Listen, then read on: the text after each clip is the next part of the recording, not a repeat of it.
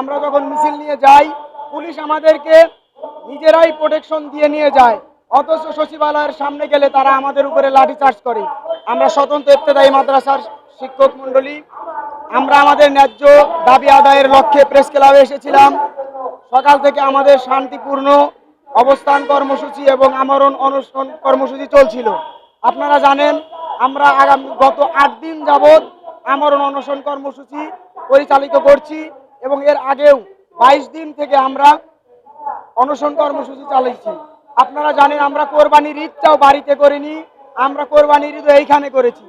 অথচ আজকে আমাদের শান্তিপূর্ণ এই অনশন কর্মসূচিতে পুলিশ, আমরা যখন মিছিল নিয়ে যাই, পুলিশ আমাদেরকে নিজেরাই প্রোটেকশন দিয়ে নিয়ে যায়, অথচ সচিবালয়ের সামনে গেলে তারা আমাদের উপরে লাঠিচার্জ করে। অথচ কথা ছিল তারা আমাদেরকে ঊর্ধ্বতন কর্তৃপক্ষের সাথে কথা বলিয়ে দিবে, অথচ তা করে নাই। আজকে আমাদের দুজন নেতৃস্থানীয় ব্যক্তিত্ব অসুস্থ, হাসপাতালে আছে।